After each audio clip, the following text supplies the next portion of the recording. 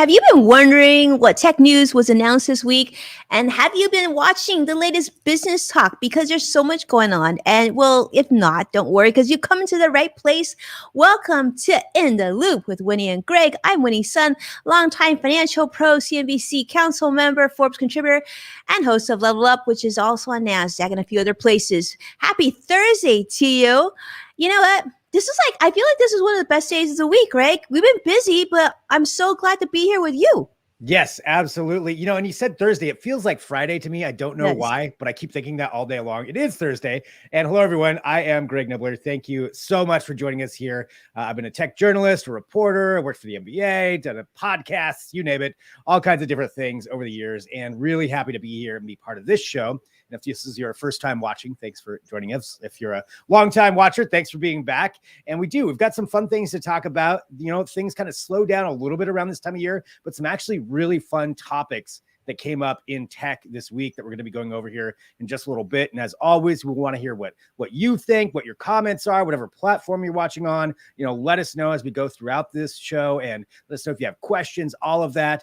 But I know Winnie here always starts us off with what's going on in the world of finances and business and makes it nice and easy to understand. And I'm really curious what to know what's going on this week, because I've noticed a lot of fluctuations in things. I don't know what that means or what that has to do with anything, but I've noticed some things, at least on my Robinhood account. So, Greg, I just love this conversation we're having. I feel like the more time we spend together, the more financially savvy you're getting, which is so slowly awesome. Working. I know. I mean, soon I'll be having to ask you about my taxes and whatnot. But let's start with the market. Let's start with the market. And yeah, I actually, Greg, with that note, I mean, we're going to holidays. I have some fun financial news for us too. But let's let you know how the market closed. It's actually pretty interesting. The Dow closed down 60 points. The NASDAQ closed up 72 points. We're happy to hear that. The S&P up 15 as well. So that's great. Here's what we know though. I mean, across the, we're going to the holidays, and so there's not a lot of the traditional financial news. I mean, we had a couple companies go public, some reported earnings, but here's what I think you should be paying attention to. And that is that, as you know, things are getting a lot more expensive, and it's certainly not your imagination. In fact, the concerns are causing such weakness in the stock market and giving us, like you mentioned earlier, some volatility. And so I suspect we're going to see a lot more of that as we go into the holidays. But in fact, today, John Williams, who is the president of the New York Federal Reserve Bank, said that inflation is becoming more broad-based, and that his expectations is that we're going to actually see further increases on more things going forward. So I thought I'd do a little research, and I thought you might be interested to learn that the U.S. Farm Bureau actually reports that the cost of Thanksgiving dinner next week, let's just say if you were to have 10 people around the table, is actually going to cost 14% over last year. So that's going to be an average increase of cost about more than $50 per dinner. So pretty dramatic. So how they came up with this, Greg, I know you're wondering. I mean, it depends on, Greg, what do you think? I mean, are you making Thanksgiving this year? I'm not actually doing the cooking this year, but I mean, 14%, that's a lot. That adds up. A lot. I mean, that's quite a bit. So yeah, I don't quite know how they calculate that or what they take into for those factors. I mean, what are the standards for Thanksgiving? I guess maybe go off of those and figure it out from there. But yeah, that seems like quite a bit. That seems like a lot. I mean, $50 more for a meal seems like kind of dramatic. Yeah. We're not even talking about fancy, right? We're talking about your standard Thanksgiving meal. So the Farm Bureau, this is what they said. They calculated things like turkey, stuffing mix, sweet potato, rolls with butter, peas, cranberries, like the real standard stuff. We're not talking like filet mignon here, but the turkey itself, they said, actually is going to cost more than 24% more. So that's a bulk. Yeah, that's a lot more. That's a 25% bigger turkey. Nope, same price turkey, just a lot more money. So I don't know about you, but for those of you who are tuning in, I'm curious to see if you've started, sort of buying your Thanksgiving goods. Because let me tell you, I actually, we just got our Costco done this week. And yeah, I definitely saw the price increase there. The other thing is, I'll report to you is that the Labor Department also reported numbers today. And I thought that was important to know also because as of the week ending last week, November 13th, we also saw an uptick in Americans filing for unemployment. Now, this number was a little bit higher than expected. So 268,000 Americans versus we're expecting about 260,000. Unfortunately, going into the holidays, they are filing unemployment. But nonetheless, let's go to some positive news. And Greg, I was totally channeling you on the next three stories. Okay. I was like, oh, Greg's going to love what I'm going to share today. Okay. So I've been reading, of course, on one of my favorite companies to study, and that is on Apple.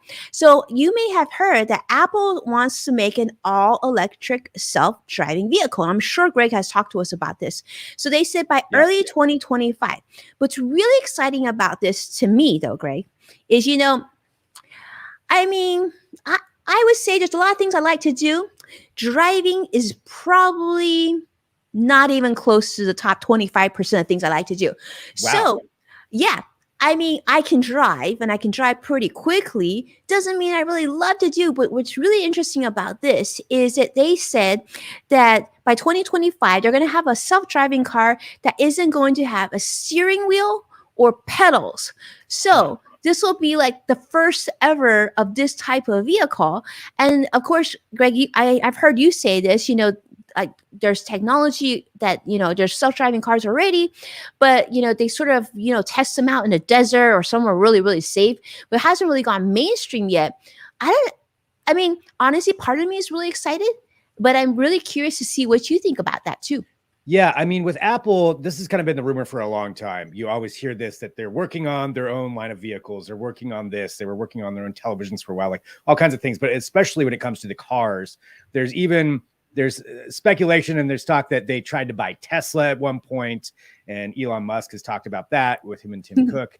But as far as actually making one and actually putting it out there, I think that's going to be a pretty major move, even for a company like Apple, although certainly they have the money and the infrastructure to do that.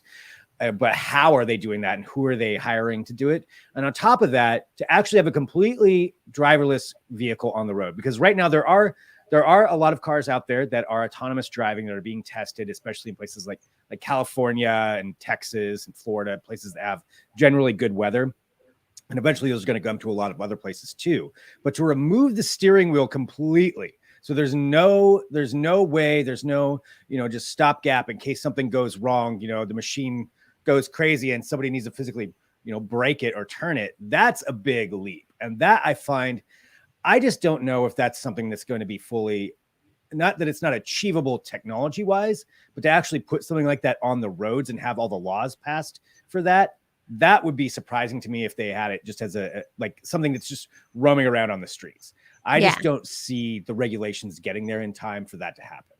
Yeah, that would be really interesting. I'm curious to see what you thought. I saw the comment come in from Brian Schumann joining us from LinkedIn Live saying the Jetsons are here. And in fact, that's what I was thinking too, Brian. I was like, yeah, the Jetsons certainly are here, right?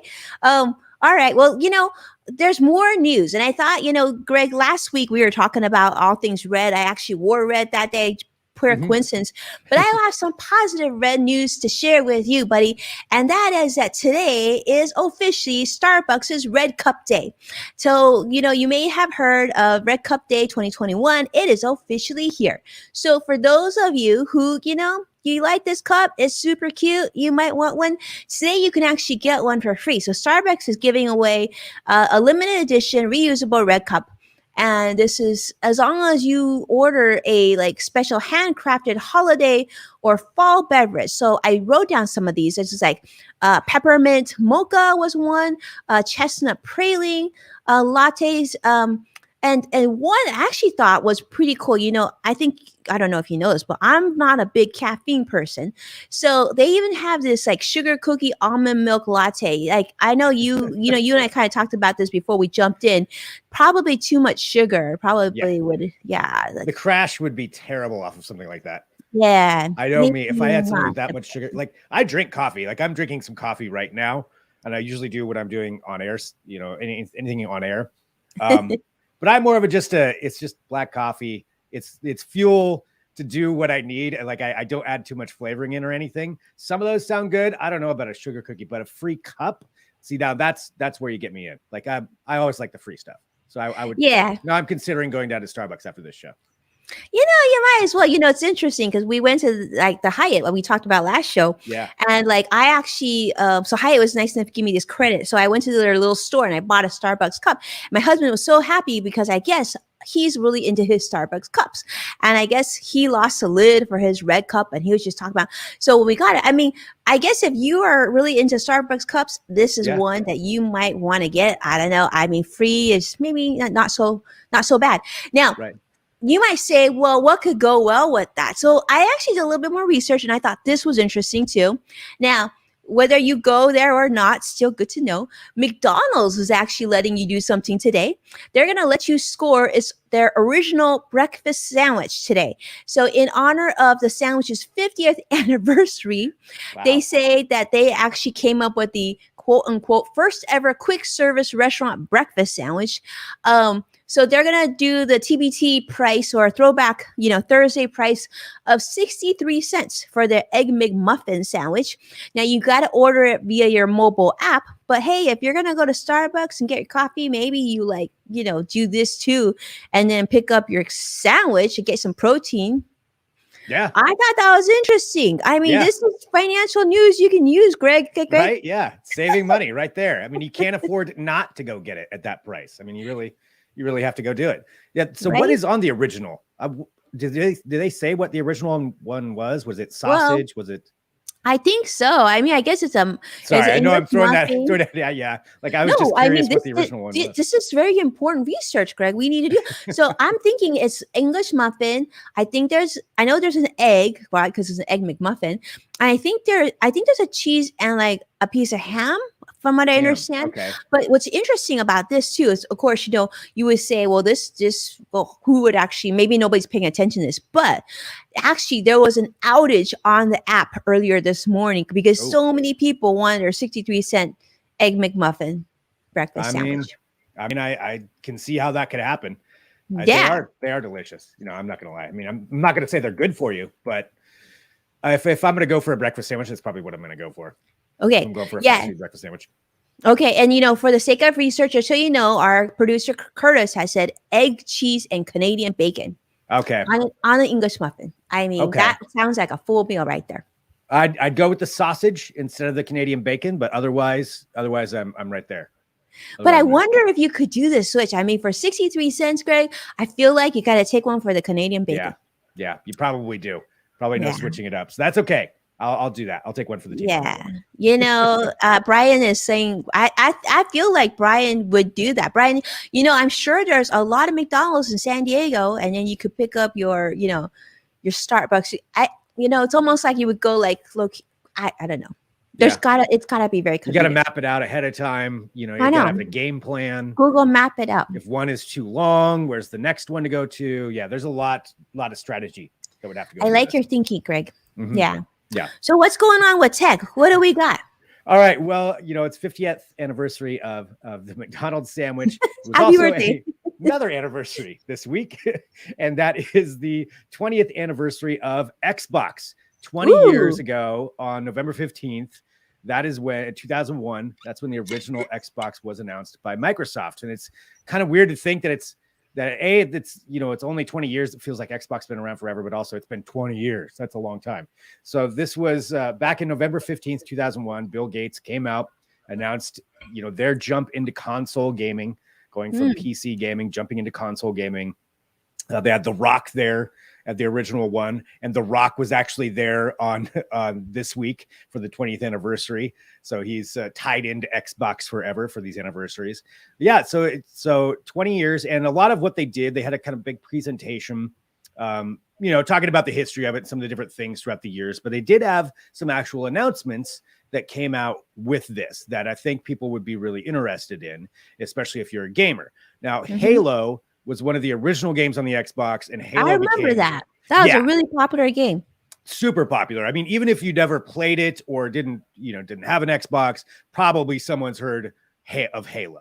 Halo, that original one turned into different iterations on different consoles over the years, and it's always been one of the most successful things that they've ever done.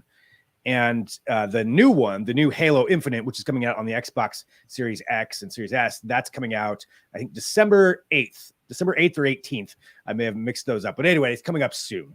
December 8th, I believe. I'll put my money on that one. So December 8th is when that comes out.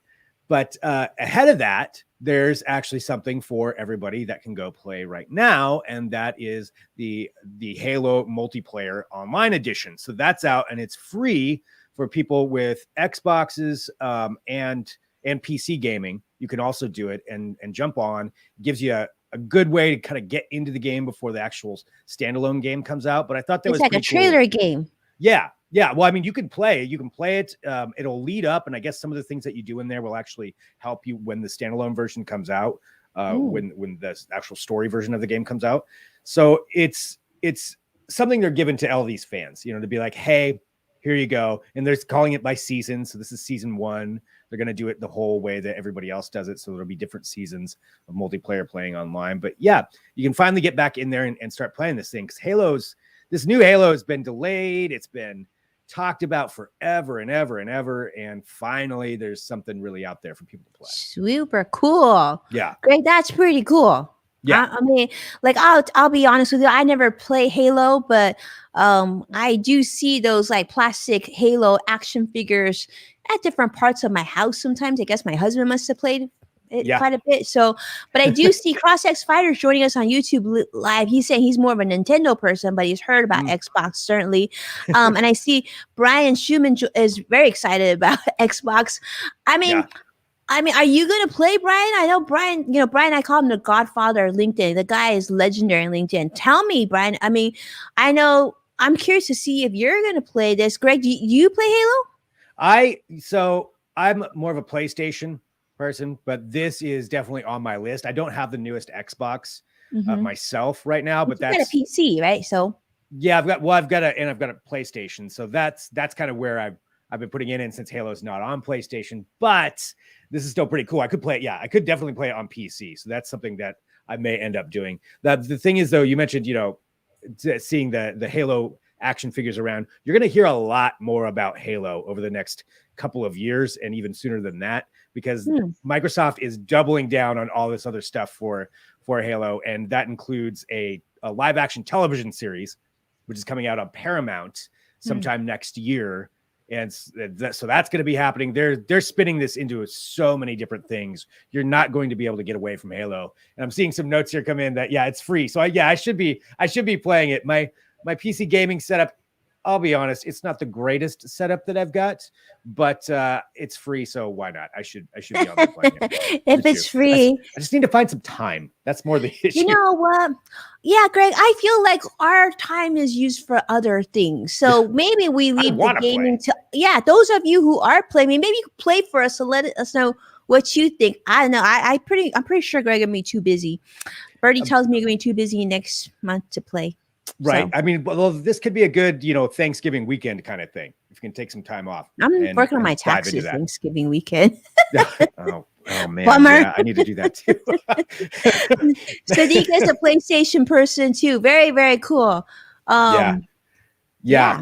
So that was one of the announcements. The other thing, okay, so this is something else. And I think for anybody out there who is a console gamer and has been for some time, it's one of those things that we all want, and it's backwards compatibility.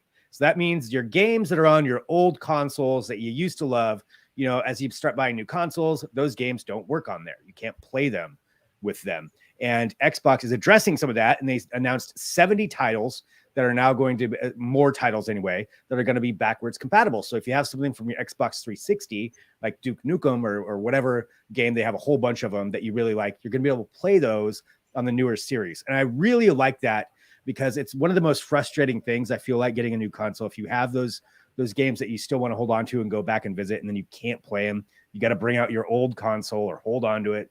Now, a bunch of those, you can just have them be playable on the newer consoles. Because otherwise, it's a lot of money that you invest. If you're, $50, $60 a game sometimes, you want to be able to use those over the years. And so that I thought was a pretty cool announcement as well, adding that in there. That is a really cool announcement. I mean, that's like anything to recycle, right? So and not have to buy it again in a different version or anything like that. Just have it there ready to play. So yeah, One that for the was consumer. part of that. Mm-hmm. Yep. Cool. So I think anybody out there with old consoles will understand that one. So yeah, it was interesting to see what they had, you know, and how they're talking about it. And I expect more and more coming up here for the next couple of weeks. So yeah, that a couple other things in tech too that I wanted to bring up. And again, you know, coming up to the holidays, things kind of slow down just like they do in a lot of industries. Next week's going to be crazy with Black Friday deals. So we'll be talking about that on Monday. But this kind of hits a few different things for me as far as VR, AR, and history all in one. I really like historical, like reading about history, reading about things, especially like things like ancient Greece. And this is Microsoft again. It's all Microsoft this week, almost. But Microsoft, they teamed up. We're going to talk about that one coming up. So this is Ancient Olympia. It's called Common Grounds. So here's what this is. What is this?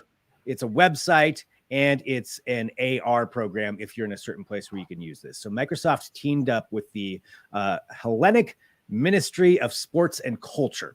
Maybe I got that right. Maybe I didn't. They teamed up with Greece. I could read that down below. I wish I knew what it said. Yeah, that's Greek that they've got if right you there. Can read it, translate it for us and tell please. us. In real time. So what they did is they teamed up with a couple of other companies. I think Iconom was one of them. And they went to the original Olympic grounds in Greece. And they use very, very high-end technology, a lot of different ways to scan everything on there. So they scan these, and what this company does is they specialize in digitally recreating ancient sites for archaeological purposes, for educational purposes, entertainment, you name it. And you can kind of see what they're doing there. So they scan the grounds, and then using historical facts, consulting with historians, and using just AI, they reconstructed what all these buildings actually looked like. That is so cool. Right? Like, that's really cool to me to see what that would have looked like, 2,000 years ago when we were having these Olympic Games.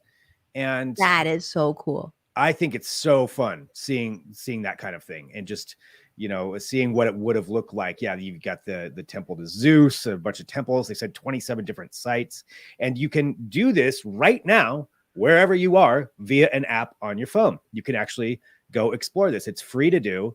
Look up Ancient Olympia in either the Google Play Store or the Apple Store. It'll pop right up, and you can download the app. I've been doing it. You can either go through the app, you can overlay it in front of your living room or something like that, and go through and check all this out. All kinds of historical facts about it. It's like endless exploring that you can do in this. Or there's a website. You can go through the web portal as well if you don't want to do it on your phone. So lots of ways to access it. The best, though, is if you can actually get there. They have a Microsoft HoloLens 2 tour that you can use. So the HoloLens from Microsoft are their augmented reality glasses. They're generally used for like commercial purposes. They're very high-end AR, so they overlay things in front of you. But if you're there, you can rent these and walk around the grounds and then have it, build right in front of you when you're actually looking at the ruins of the temple. Have it come back up. So all kinds of really cool stuff. That is incredible. Yeah. I mean, what a cool thing to do over the holidays. You can download this app. I mean, and show. That's incredible. Because I remember, not that long ago, we went to Italy and went to see the Colosseum, right? And like parts of it were broken up. But imagine if you couldn't do that, especially now, you could like literally see via AR. That's incredible. Yeah. What an experience. And that's why I would hope, that this would. Maybe this will spur for some other sites to do this kind of thing too. And I'm sure there are some other sites that are working on things like this, or maybe already have them. But that to me is just so much fun. That's the best of tech and history all combined, and putting it all together like that. That's fun. So cool. And you're so right. Like in Italy, I mean, there's endless ways you could use that there in Italy. Yeah, pretty cool use case of that, and just to have it out there for free. Too. Yeah, Greg, that's awesome. Thank you so much for sharing this with us. I mean, I didn't know that, so I'm definitely going to do that. I know many of you probably were jumping. Brian saying it's so cool. Crossix Fighter is saying, Greg can read Greek. I didn't know that. I didn't know that either. Oh, yeah, right. Yeah, let me just translate that. I'm sure Greg has a tool for that. Yeah, I do know a tool. Yeah, there are tools for it. Yeah, that's so that I thought was just interesting to let everybody know about it, whether you're into history or not, or just want to check out something cool, or for kids, whoever, kind of something for everybody. And then the last thing that I have here, which was, again, just seeing some interesting ways of how this kind of tech is going to progress and where we're going to go with that. So that's looking at it through an app. Like, you're going there, you're experiencing it, but really you're just looking at these images. It's very, very cool. A lot of companies are working on VR to where you can actually touch and feel something like that with haptic feedback. And this is not the first example of this that's ever been out there. I've tried some different haptic things before at CES, where it was Nintendo used to have this. Yeah. Remember the Nintendo Wii? Are you talking about the Power Glove? Yeah. Yes. I remember even when you play tennis, it would be like. Yeah. So this is only to the next level. So this is coming from Facebook, and as we all know, or Meta, as the company is now known. So Meta, they want to create the metaverse, which the easiest way I can describe it is kind of like Ready Player One, for a VR world where you can interact in there. And this is an example of something they're working on. They're not the only one to work on this kind of thing. And there's actually a company that's saying this tech looks very similar to theirs, called Haptex. Just want to put that in there. But regardless, this is a glove that gives you the feeling and the pressure of actually picking something up. So they're showing the demonstration. Fun. So that's a virtual ball, but in her hand, it feels like an actual solid object. You can feel the weight, you can feel texture to some extent. And I love this idea of we need to try this. We totally need to try this. I would love to get my hands on this. After our show, we could go like, right? Yeah. Look, I mean, they're doing a thumb wrestling, Yeah, we could thumb wrestle on the show. Yeah. Yeah, it's pretty cool. And the tech behind it is really interesting. They're essentially, we can play Jenga. Yeah. Right? You can do all this with these gloves. These aren't something that you're going to be able to get your hands on right away. I think I see the pun there. But it will eventually. This will be something that will did that on purpose, sure. But yeah, see how it looks right there. So these are little bladders, essentially. It looks like centipedes. And they're using these fluids to pump that up and provide the pressure. So there's a whole bunch of them on there. Eventually you're going to need, they said you're going to need processors for these things, but that's how they're doing it. So it's actually just putting little bits of pressure in different places, and doing that, they can recreate some of the feelings that you would get. Whoa. Yeah. That's pretty fun. Crazy. Now imagine once they get to the point where that's pretty cool. Yeah. So that's where we're heading with all that stuff. Eventually that's where we're headed. So we're going to be moving blocks around and like basically, I mean, I feel like this technology is designed so we can all live in bubbles and like not leave our bubbles. There's good and bad with this. So there's definitely some discussions around that. I mean, playing Xbox, playing with, fake hands with fake balls and fake Jenga. Like, we'll just basically never leave the bubbles ever again. Yeah. I mean, and I was seeing some of the comments there too, Sadiq saying it's old technology, and it is. This is, I mean, as far as people have been working on this, for quite a while. There's a lot of companies that are doing this, and I've tried out some haptic feedback things, before too. But this is kind of taking their example of how they're going to be using it as they're building this out. But yeah, the way that it's working, I don't know. It's pretty interesting to think about that. This eventually will be something that we all have, if we want it. Or really cool. You can go outside and experience the real world too. I mean, I guess that's fun. I mean, you could play like virtual chess with people, right, all over the world. I can see you could do different variations of it. Maybe at some point, if you need to use sports and it's not conducive, maybe you can play tennis or ski in the comfort of your own home. If you can't go somewhere that you could do all this stuff. I can see different applications of this, I should say. Yeah. The video game capabilities would be fun. Now combine that with the ancient Greece app. You walk around, you can, I don't know, poke the statues or whatever you would do. But it's so there's lots of cool things. Great idea, Greg. Great idea. But that's what I had. So these were some of the big announcements that they had this week. And again, not a ton of stuff going on, but definitely some interesting things to think about and thought provoking on where things are going. I think it's super interesting. I think it's really helpful, and I love to learn this stuff because you don't know what these companies are working on until Greg Yeah. tells us. So these are things we can kind of look forward to. Plus, if you're a business owner or even in the media, this is stuff you want to know because you can sort of position and think about the trends of the future and how Yeah. your business or how your work sort of fits in that category too. Yeah. Yeah. And just, this whole metaverse or online world where everybody's trying to take people and where it's going to be going in the next, say decade. That's it's something to think about. What kind of opportunities are there? What are the pitfalls?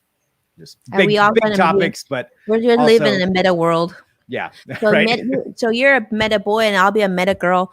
I I guess mean, so. I guess Yeah. in a meta world. And Ready all of Player One. you are too. Sadiq, you're a meta boy and cross-sex fighter. I don't know. It's interesting times, but like actually it's really fun. I really like this episode. I love that app you showed me. I'm definitely downloading that thing ASAP. That's pretty cool. Yeah. Mhm. I lost too much time yesterday when I should have been working, going messing. Like, well, this is research purposes. I should probably go check out this temple. I can assure you, it's pretty fun. You know what? I just feel like you just made everybody who's watching right now, and those of you watching on replay as well. Greg just made us the coolest kid at the Thanksgiving table. I'm pretty sure going to be pretty popular that day. I can see everyone like, oh, let me try that. So very cool. Thank you, Greg. Yeah, definitely. And next, I was going to say too, we're going to be back on Monday. Monday special episode. Monday. Special Keep it like. Monday. Yeah, make sure to keep on your calendar. Sadiq Cross-Sex Fighter, we definitely want to see you there. Brian, definitely please join us on Monday. We normally don't go on Monday, but what day are we going, Greg? Monday. Wait, yes, we're going Monday. Yes, Monday. That's Monday. Right. Hello, Monday. Okay, so we will go. I think we're going to be at the same time, 2:30 Pacific. Yep. For those of you joining us on the East Coast, 5:30. Yep. Set your calendar for it and, hit subscribe on all these platforms. And I'll have some previews of some deals for Black Friday. But if you have any suggestions or questions or something you want covered for that show, just get a hold of us. You can write me on Twitter, write me on Facebook, LinkedIn, whatever. And we will, I'll be happy to cover whatever it is or answer any questions. Or if I can't, I'll lead you in the right direction to get the answers. And I think it'll be a fun show on Monday. I think it will definitely be a fun show. So Greg said we're going to bring us some things that should be on our radar that, if we're going to Black Friday. And I'm definitely going to bring you some tips and tricks on how to make sure you can stretch your wallet too. So I think we're going to team up on that to make it really special. So that should be fun. Brian's already hashtagging us.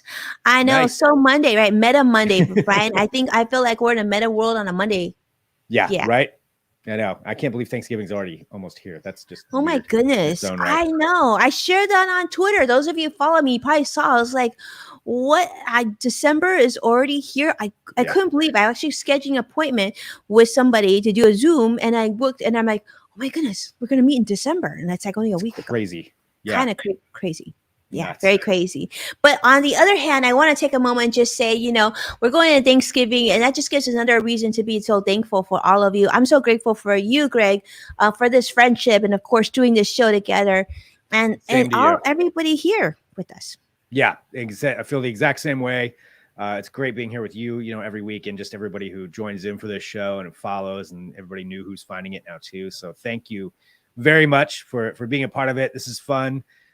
Being interactive like this and getting to hear, people's comments or see people's comments rather as we go through the show. So thanks everybody for joining us, and thanks for being a part of it. Thank you so much, Curtis. For big thank you to Curtis. Yes, thank you. We are so thankful. But with that, like Greg said, make sure to hit subscribe, put in a calendar, share the show with your friend, and we will see you on Monday. Bye, everybody. Bye-bye.